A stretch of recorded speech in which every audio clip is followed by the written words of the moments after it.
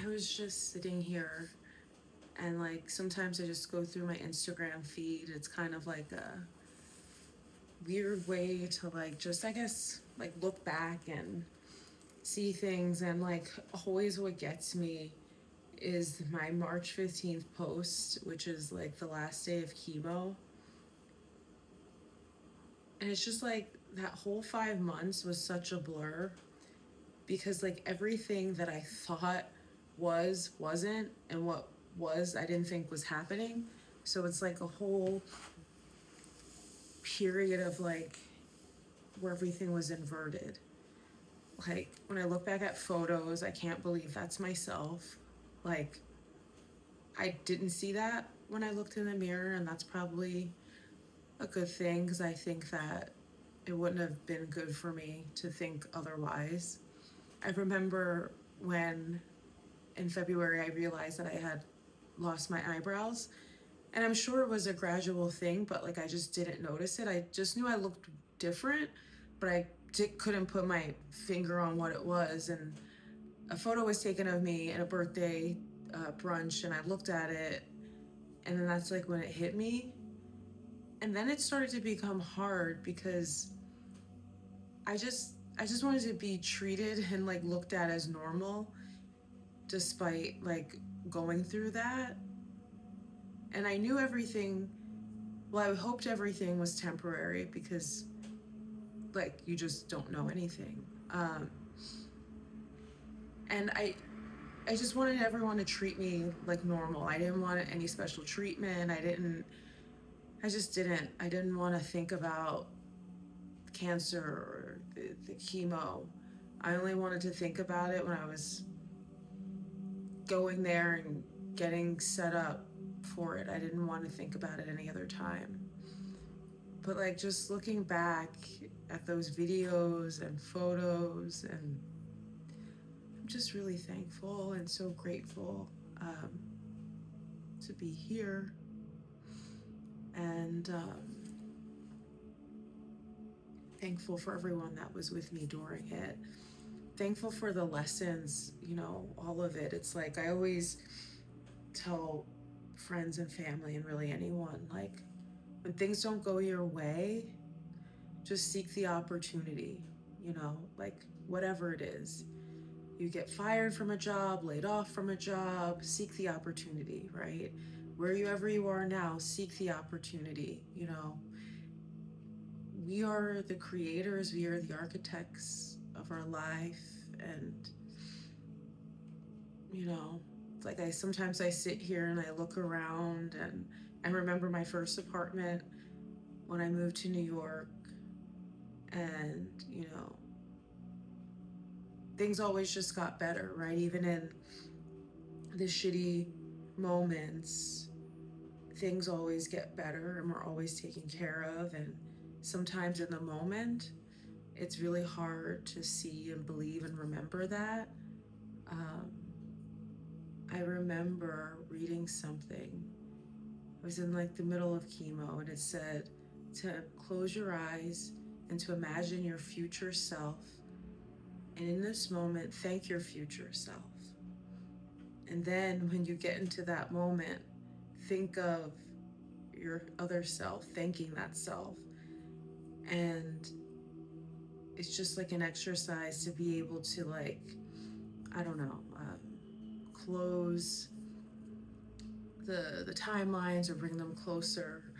I don't know. I just thought it would be an interesting exercise. So I remember sitting there thinking and trying to visualize myself post. And I could and I did. And then I remember visualizing myself in that final day back thanking my past self for all that she had done. And then I realized that the whole point of doing that wasn't what I thought it was. It wasn't to like do anything with the timelines. If anything, for me, what I got out of it, it was a way of seeing and anchoring in the future and then remembering in the past. And perhaps it's all the same thing, but I just it just gets to be a lot sometimes when I sit with myself and I think of all that I've been through. And I don't say that in any other way other than truly. Like, I survived a lot in 2023 and 2024. And I feel like 2025 came, it started full of stress and me just wanting to undo everything that I felt was trying to kill me. And then it all fell away, and I had an amazing just 5 months to reset, to repurpose, and I landed in a new job, a new environment with amazing, incredible people, incredible at their jobs, and then just incredible human beings.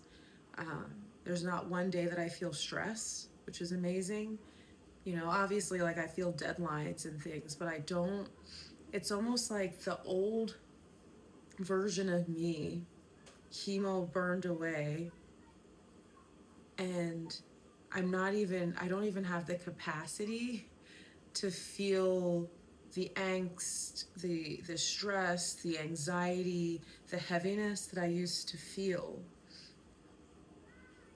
And I don't know if it's because I've been through so much trauma, I'm just shot and I can't. Um, I don't know. I don't want to, so I don't truly worry that much. Um,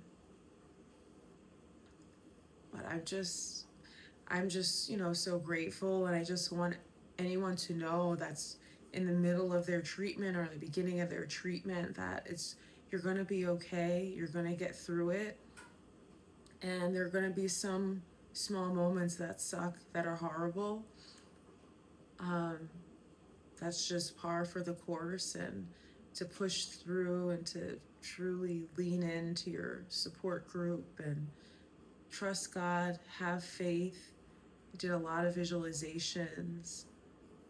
I always say of like light pouring into the top of my head through my body. Listen to frequency music during my infusions. And I just, to this day, I just give so much thanks. There are people who don't make it, and whenever I hear of that, it definitely makes me pause and say a prayer for them. And then I also am thankful just to be here, because it could easily have been me, right? So there's, an interesting dialogue that begins, and I have to make sure that what I'm doing with my time, the time that I have here, which I don't know how long that will be. Could be decades, who knows? No one knows. So I just am really focused on doing all the right things for myself and for others, and being as helpful as I can while also protecting, my peace, um, and loving myself and putting myself first. Um, and also giving and being giving, and giving grace, and all of those things. So I don't know, I was just having a moment here, and I felt like I should just share it because I was moved to share it. So hopefully this reaches the person or persons that it's meant to reach. And I'm just extremely, extremely thankful and happy to be here. And